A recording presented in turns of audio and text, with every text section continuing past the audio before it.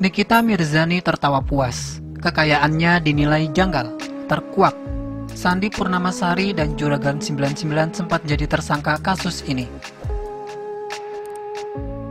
Sandi Purnamasari dan Juragan 99 tengah menjadi sorotan. Sejak sindiran yang dilayangkan oleh Nikita Mirzani, keduanya kini jadi perbincangan banyak orang. Nikita Mirzani mengatakan jika kekayaan yang dimiliki oleh Juragan 99 dan istrinya dinilai tak wajar. Meskipun usaha mereka sukses, namun harta yang dipamerkan ke media terlihat janggal. Ia menuding kalau Juragan 99 memiliki harta berlimpah bukan hanya karena bisnisnya. Namun kabarnya ia terlibat pencucian uang dari sosok pejabat yang tak terlihat. Banyak netizen yang juga ikut merasakan kalau kekayaan mereka tak lazim. Kecurigaan mereka atas kekayaan Juragan 99 dan Sandi Purnamasari yang janggal itu semakin diperkuat. Pasca munculnya berita kalau mereka ternyata pernah ditetapkan jadi tersangka salah satu kasus. Melansir dari tribunnews.com 8 April 2018, Direskrimsus Polda Jatim, Jawa Timur, menetapkan 3 tersangka atas kasus penjiplakan wadah kosmetik. 3 tersangka tersebut merupakan pengusaha ternama di Jawa Timur. Ketiga pengusaha yang jadi tersangka yakni Sandi Purnamasari, warga Perum Komplek Greenwood Golf Indah Malang, Gilang Widya Pramana asal Perum Komplek Greenwood Golf Indah Malang, dan William Junarta Santoso, warga Jalan Kutisari Indah Barat Surabaya. Wadireskrimsus Polda Jatim AKBP Arman Asmara Syarifuddin membenarkan berita tersebut. Kami sudah periksa semua pihak yang terkait dengan kasus ini. Sudah ada 3 tersangka.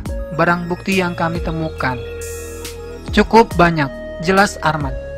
Ia menjelaskan kalau pihaknya telah menyita puluhan ribu barang bukti berupa wadah kosmetik, mesin pembuat, komputer, dan sejumlah bukti lain yang terkait dalam kasus ini.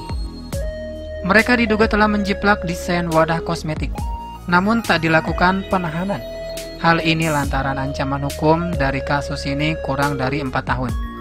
Pemberkasannya sudah hampir selesai, namun tidak menutup kemungkinan masih ada beberapa tersangka lagi. Proses penyelidikan dan penyidikan masih dikembangkan, jelas Arman. Menurut Arman, para tersangka bakal dijerat pasal 54 ayat 1 Jo pasal 9 ayat 1 Undang-Undang Republik Indonesia Nomor 31 Tahun 2000 tentang desain industri. Ancaman hukumannya maksimal 4 tahun kurungan penjara.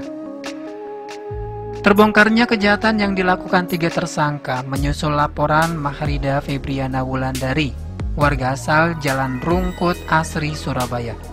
Ia merupakan Direktur CV Dian Dani Plastik dan suaminya Agung Prasetyo yang mengetahui banyaknya produk serupa yang diproduksinya beredar di pasaran.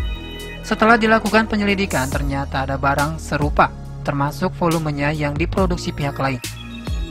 Padahal dia satu-satunya pemilik hak desain industri.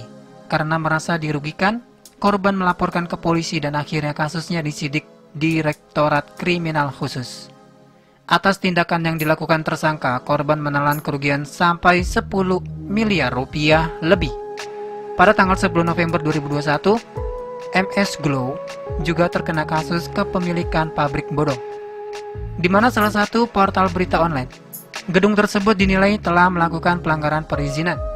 Sayangnya kasus ini tak ada kelanjutan dari pihak kepolisian setempat.